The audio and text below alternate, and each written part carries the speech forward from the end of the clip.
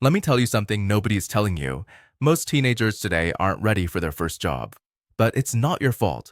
No one's teaching you the right skills to get started. And that's what we're fixing today.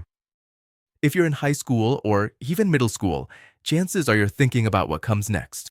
Maybe you want a part-time job, or you're thinking ahead to your career after graduation. The problem? Schools aren't really teaching you the skills you need for the real world. Today, we're breaking down some of the most basic and most important skills you need to know to get ahead. And no, this isn't another boring lecture. This is the stuff that'll actually help you out there in the real world you keep hearing about. Let's face it, no one prepares you for your first job. They don't teach you how to handle a boss or how to manage your time, right? You get all this math, history, and science, but when it comes to things like communication, workplace etiquette, and how to actually act at a job, you're left guessing. And when you don't have those basic skills, things can go wrong really fast. Imagine showing up to a job interview without knowing how to present yourself, or getting hired and not knowing how to talk to your coworkers. You feel lost. You feel out of place. It sucks, right? So today, we're going to go over the real basics that can help you avoid those awkward moments. I'm talking about things like time management, communication, professionalism, the skills that'll make you stand out as someone who's ready, even if it's your first job. Let's talk about communication. This one is huge. When you're at a job, communication can make or break how people see you.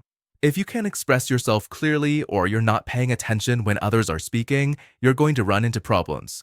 But it's not just about talking, it's about listening too. Here's what I mean. When you're talking to your boss or a coworker, listen to what they're actually saying. Don't just think about how you're going to respond. Active listening shows that you care, and it helps avoid misunderstandings. And don't forget, body language matters just as much. Make eye contact, nod when someone's talking, and don't cross your arms. It sends the wrong message.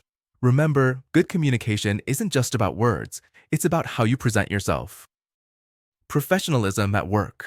This one might sound obvious, but a lot of teens struggle with it. Being professional. It doesn't mean you have to wear a suit or be super formal, but it does mean showing respect, being responsible, and acting maturely. If you say you're going to do something, do it. If you make a mistake, own up to it. Bosses don't expect you to be perfect, but they do expect you to act like an adult. A good tip here? Pay attention to how the people around you act, especially the ones who've been at the job longer. If they're taking things seriously, you should too. Be the person who gets things done, and people will notice. Let's talk about workplace etiquette. We need to talk about something that might seem small but is really important. Workplace etiquette. How you act at work can make a big difference in how people see you. For example, showing up on time, or better yet, a few minutes early goes a long way. It shows you care. And if you can, avoid your phone when you're working, especially during meetings or important tasks. It's a small thing, but trust me, it stands out in a big way. You want to be the person who's focused and reliable, not the one scrolling through Instagram when they should be working. Also, be respectful of everyone, not just your boss, but your coworkers, the janitor, the customers.